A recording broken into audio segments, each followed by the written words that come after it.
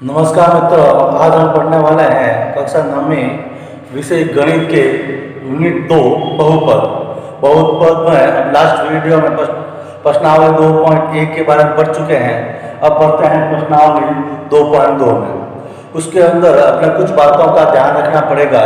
जैसे पहला है शून्यांक। शून्यांक का मतलब है, जैसे अपन कोई बहुपद पढ़ रहे हैं 4x, ये मान लो बहुपद है 4x, तो 4x जो बहुपद है इसमें x जो है, x के स्थान पर वह मान रखना जो इस पूरे बहुपद को शून्य कह लेते, वो उसका कहलाता है शून्यांक। जैसे इसके अंदर x के स्थान पर अगर अपन 0 रख दें तो यह 0 को 4 से गुणा होता है, क्या हो गया 0। इसका मतलब है x का वह मान जो इस बहुपद में रखने पर उसको 0 कर दे, शून्य बना दे, तो वह उसका कहलाता है शून्यांक। इसका मतलब है शून्यांक की डेफिनेशन होगी, शून्यांक का मतलब है बहुपद में चर का वह मान जो बहुपद में रखने पर बहुपद को शून्य में बदल दे, वह मान बदल दे, वह बहुपद का शून्यांक कहलाता है।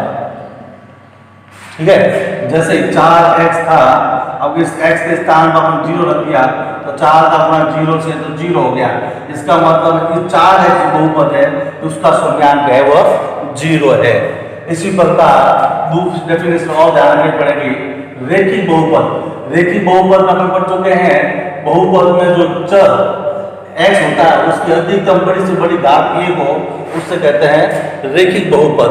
और रेखिक बहुपद में जो है उसका शून्यांक जो है वो कैसे निकालते हैं, तो देखते हैं रेखिक बहुपद में शून्यांक। रेखिक बहुपद में शून्यांक,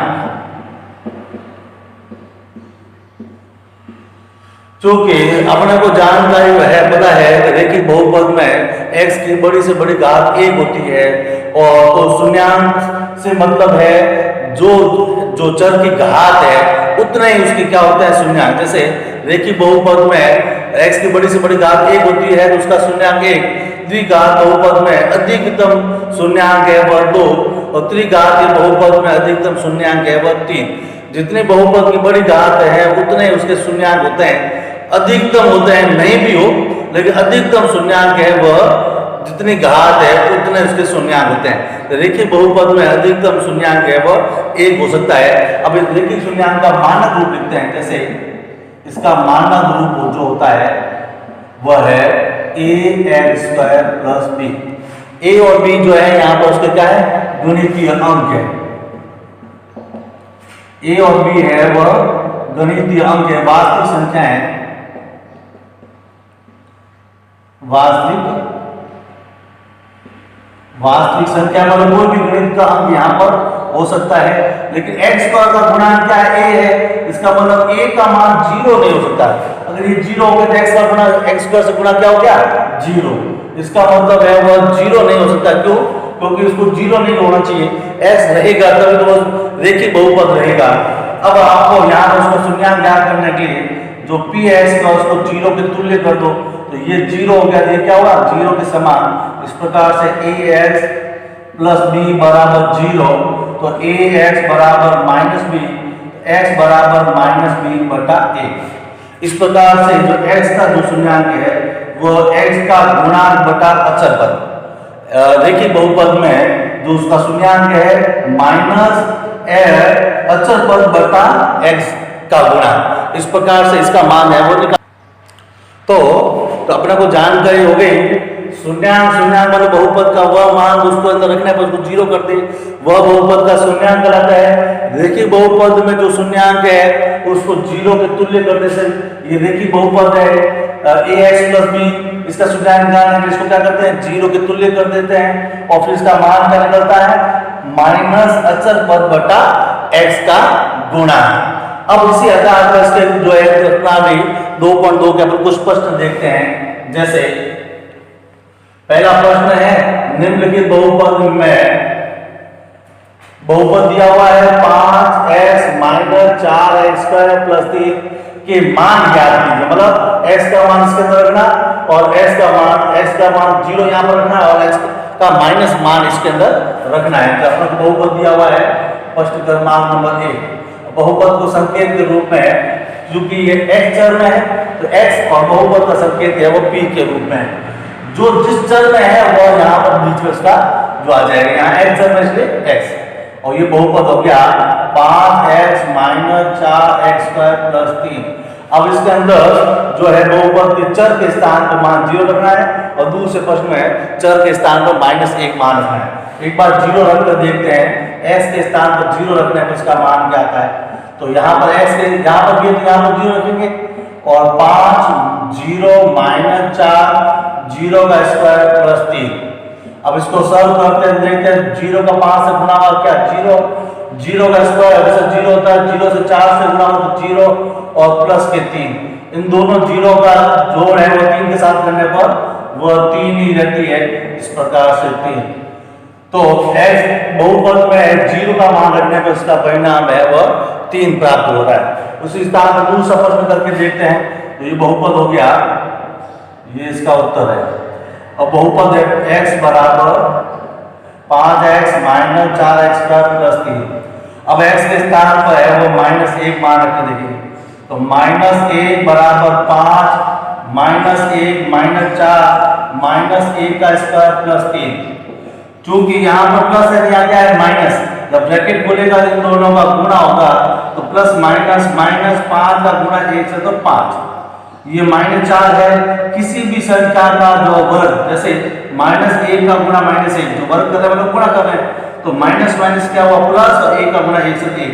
किसी भी संख्या का वर्ग वह धनात्मक होता है और 1 गुणा 1 वह 1 और प्लस के 3। तो माइनस के 5 ब्रैकेट जब खुला तो 1 का गुणा -4 से तो -4 प्लस के 3, यहाँ पर उसकी ऋणात्मक जोड़ हो गई जो कि है माइनस के 9 प्लस के 3 बराबर 9 में से 3 गए तो बच गए 6 और ऋणात्मक बड़ा इसलिए ऋणात्मक का 6। तो ये इस प्रकार से इसके जो है प्रश्न पर कर सके हैं। आगे दूसरा प्रश्न देते हैं, बहुपद के लिए 0 1 2 मान रखना, मतलब ये बहुपद 1 2 3 बहुपद दिए हुए, यहाँ एक बहुपद में ये दोनों मान रखने थे, यहाँ पर 3 बहुपद है तो तीनों के अंदर अलग अलग 0 1 और 2 अपने को उसके अंदर मान रखने हैं। एक बार इसको भी देख लेते हैं दूसरा प्रश्न करके।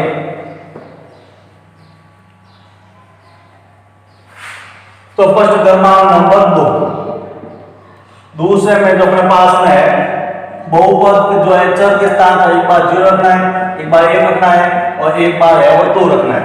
इसमें से पहला प्रश्न लेते हैं जहां लिखा हुआ है py बराबर y² - y + 1।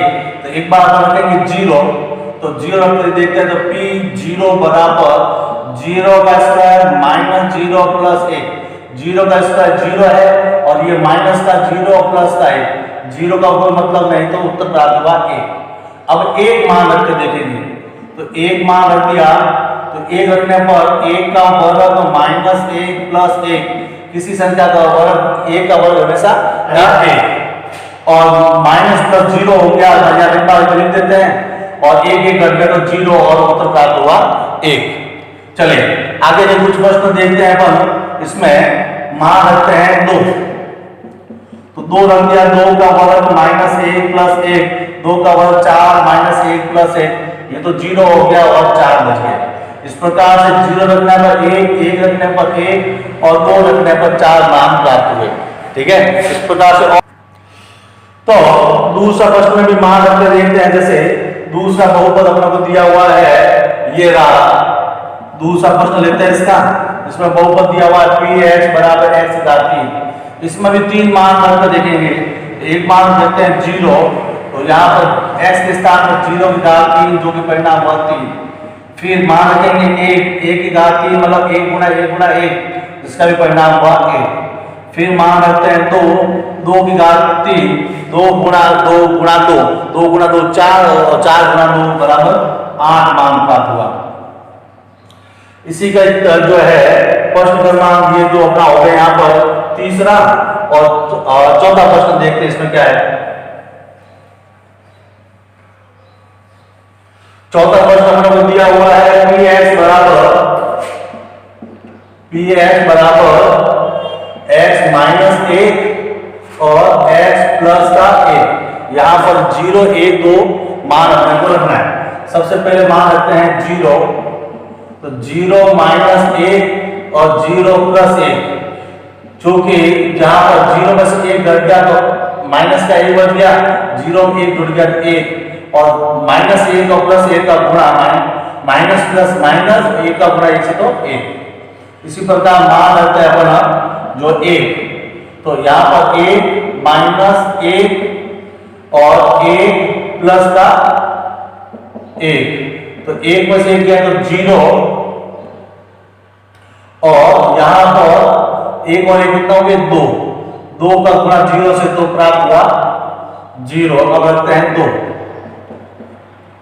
अब 2 रखा तो 2 माइनस 1 और 2 प्लस 1, 2 में से 1 गया तो 1 बच गया और 2 में 1 जुड़ गया तो 3। इस प्रकार से परिणाम प्राप्त हुए 3। तो बहुपद में मान रखे 0 1 और 2। इस प्रकार से पहले अपन 0 1 रखा और एक ही बहुपद में 3 अलग अलग मान रखे उसके मान निकाले। अब इसी का तब प्रश्न क्रमांक ले रहे हैं तीसरा। तीसरे प्रश्न में शून्यांक ज्ञात, शून्यांक है नहीं, मतलब आपको बहुपद दिया हुआ है, ये मान दिया हुआ है, ये इसका शून्यांक है नहीं। शून्यांक के लिए तो आपको पता है कि उसका मान उसमें चर का हुआ मान तो बहुपद में रखने पर जिसको 0 कर दे तो उसका शून्यांक है, नहीं तो शून्यांक नहीं। इसका मतलब ये मान उसके सामने जो दिए हुए उसके अंदर रखने पर उसका अगर मान 0 हो जाता है तो कहेंगे शून्यांक है, नहीं तो शून्यांक नहीं है। तो अब इसके कुछ प्रश्न देखते हैं। जैसे शून्यांक है नहीं है उसकी जांच करना। तीसरे प्रश्न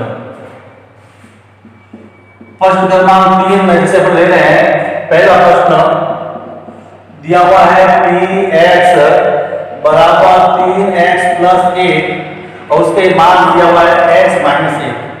x के स्थान पर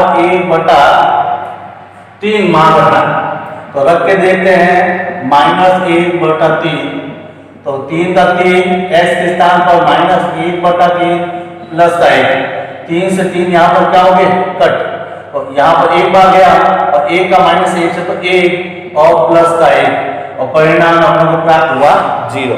इसका मतलब बहुपद में है x के स्थान पर -1/3 रखने पर इसका परिणाम 0 प्राप्त हुआ। इसका मतलब है वह इसका बहुपद का शून्यांक है। तो 3x प्लस 1 का जो शून्यांक है वह -1/3। क्योंकि x घात 1 है, इसका मतलब उसका शून्यांक भी कितना होगा 1 होगा, जो कि ये है। जितनी चर की घात उतनी उसके अधिकतम उसके उतने शून्यांक हो सकते हैं। इसी का अपन प्रश्न क्रमांक देख रहे हैं तीसरा प्रश्न देख लेते हैं क्या है।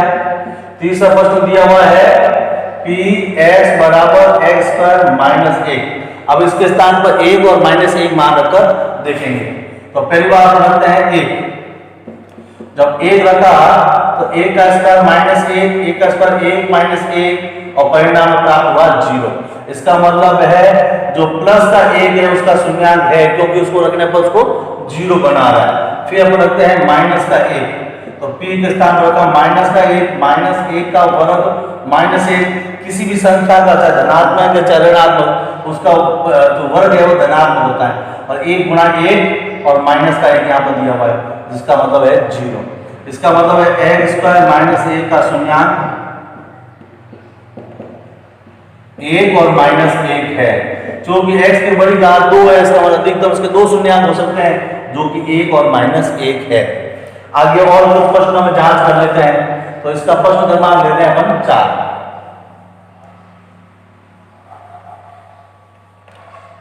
चौथा प्रश्न क्या है? चौथा प्रश्न देखते हैं। तो पी एक्स बराबर एक्स प्लस 1 एक्स माइनस 1।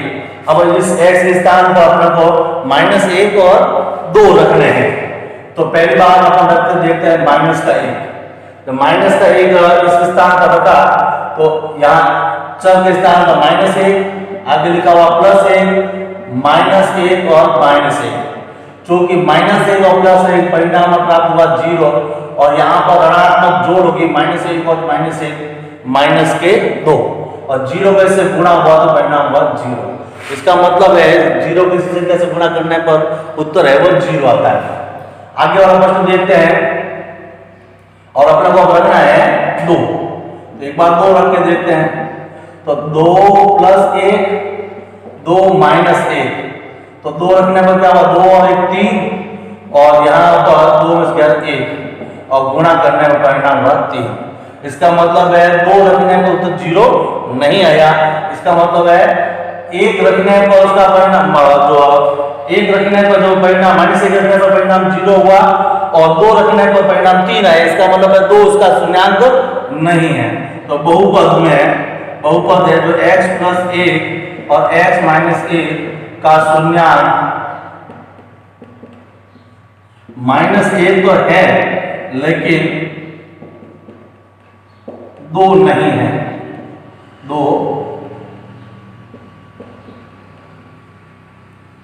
2 नहीं है क्योंकि इसका 2 रखने पर उत्तर 0 नहीं आया। आगे जो कुछ प्रश्न देखते हैं, जैसे प्रश्न क्रमांक नंबर है 6।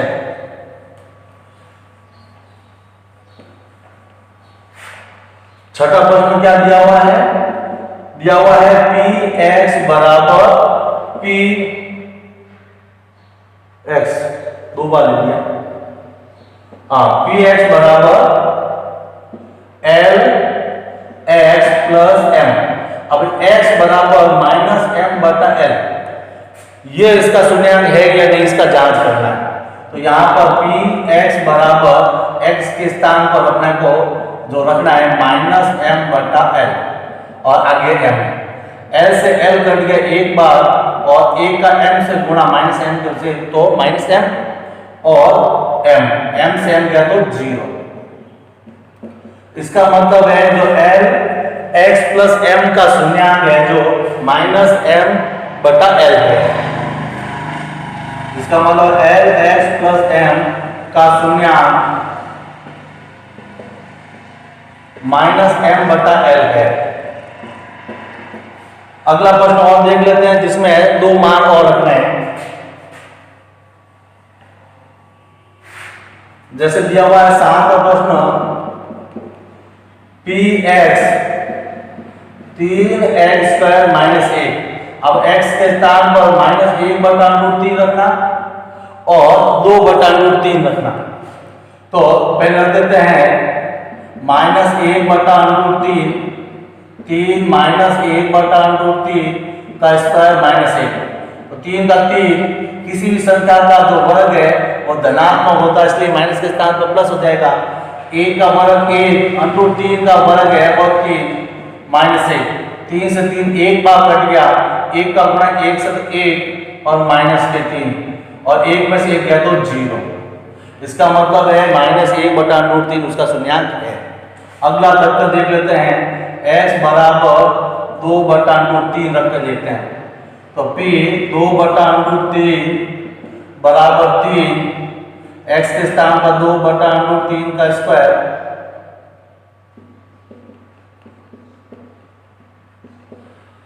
और -1। 3 2 का वर्ग है वो हो गया आपका 4 और 3 का वर्ग है वो 3 -1। 3 से 3 घट गया 4 -1 बराबर 3।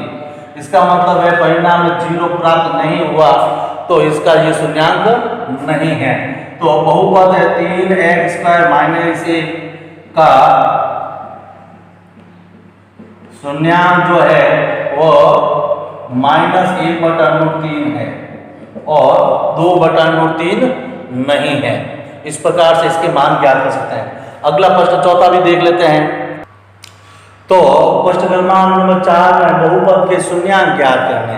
तो अपने को पता है शून्यांक ज्ञात करने के लिए जिसमें यहाँ पर सबकी घात 1 है, तो रैखिक बहुपद में शून्यांक ज्ञात करने के लिए उसको शून्य के तुल्य किया जाता है। जैसे प्रश्न क्रमांक नंबर 4 का पहला प्रश्न है, वह है px बराबर x प्लस 5।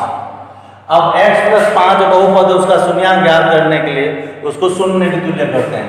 तो px बहुपद है तो को या के लिए शून्यांक ज्ञात करना,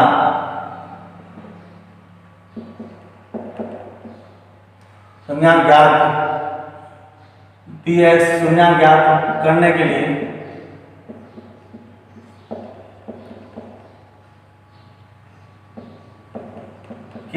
इस px को है वो 0 के तुल्य करना। तो 0 के तुल्य करके मतलब ये पूरा क्या हो गया 0, इसका मतलब x प्लस 5 बराबर क्या हो गया 0, x प्लस 5 बराबर क्या हो गया 0। अब इस 5 का पक्षांतर करेंगे जो कि प्लस में है, दूसरी तरफ जाके क्या हो जाएगा माइनस का, इसका मतलब है माइनस का 5। अब x के स्थान पर -5 रख दिया जाए तो -5 प्लस 5 बराबर क्या हो गया 0। इसका मतलब है x का मान इसके अंदर रखने पर इसका मान क्या हो जाता है 0। इसका मतलब है -5 का शून्यांक है, तो x प्लस 5 का शून्यांक है वह -5 है। इसी प्रकार इसका जो प्रश्न लेते हैं दूसरा, जिसमें दिया हुआ है px बराबर 2x प्लस, और शून्यांक के लिए क्या करना पड़ेगा px को 0 के तुल्य करना पड़ेगा, बहुपद को 0 के तुल्य करना पड़ेगा। इसका मतलब क्या हो गया 0, तो 2x प्लस 5 बराबर क्या हो गया 0। 5 का पक्षांतर कर दिया तो दूसरा जो वो क्या हो गया माइनस का, और गुने वाला क्या रहता है भाग में, इसका मतलब 2 क्या जाएगा नीचे की तरफ, तो x बराबर -5/2। तो इसका जो शून्यांक है वह क्या हो गया -5/2। तो 2x प्लस 5 का शून्यांक जो है -5/2। इसी प्रकार इसके सारे प्रश्न अपन कर सकते हैं, लेकिन कुछ प्रश्न और देख लेते हैं। जैसे इसका 5 प्रश्न दिया हुआ है px बराबर 3x, तो शून्यांक के लिए px को 0 के बराबर करना पड़ेगा। तो 3x बराबर 0, तो x 3 जो गुणे में हो जाएंगे भाग में, तो 0/3, और 0 में 3 का भाग है वह शून्य आ गया, तो ये हुआ 0। इसी का एक और प्रश्न देख लेते हैं। जैसे दिया हुआ छठा px बराबर ax, और यहाँ पर a है वो नॉट इक्वल टू 0, तो px को क्या करना पड़ेगा 0 के तुल्य करना पड़ेगा। तो इसका मान भी क्या हो गया 0 के बराबर, और x बराबर 0/a का भाग लेने पर परिणाम है वो 0 आया। तो ये इसके क्या है, इसका भी शून्यांक है वो 0, इसका भी शून्यांक क्या है वह 0। इसका मतलब है ax का शून्यांक है वह 0। और अंतिम प्रश्न देख लेते हैं। वह दिया हुआ है 7वां प्रश्न, px बराबर cx प्लस d, और आप लोगों को px को क्या करना पड़ेगा 0 के बराबर, तो cx प्लस d बराबर हो गया 0। d का हमने पक्षांतर कर दिया तो प्लस का हो गया माइनस, c गुणे में हो जाएगा भाग में, x बराबर d/c। इसका मतलब है cx प्लस d का शून्यांक -d/c है। इस प्रकार से इसके कुछ प्रश्न कर सकते हैं। अब अपन देखते हैं कुछ गृह कार्य। तो प्रश्नावली के 2.2 के ही सारे गृह कार्य जो अपन अभी सारे प्रश्न करवाए उन्हीं के ही गृह कार्य लिए। जैसे पहला प्रश्न में आपने जो बहुपद दिया हुआ है इसमें x बराबर 2 का मान इसके अंदर रखना है, जहाँ भी x है वहाँ अपने को 2 रखना है। दूसरा प्रश्न में आपने को बहुपद दिया हुआ है उसमें 0, 1 और 2, पहले जो प्रश्न करवाए थे उसमें मान रखे थे, उसी प्रकार इसमें भी मान रखने हैं। शून्यांक है या नहीं, इसका मतलब x का मान इसका मान रखना, तो जब 0 हो जाता है बहुपद तो कहेंगे शून्यांक है, नहीं तो नहीं। इसी प्रकार भी इसमें 0 रख के देखना है, इसमें 1/2 रखना है। लास्ट प्रश्न चौथा जो है इसमें दिया हुआ है शून्यांक ज्ञात करना, इसका मतलब इसको जीरो के तुल्य करेंगे, फिर पक्षांतर करके इसका मान निकालेंगे।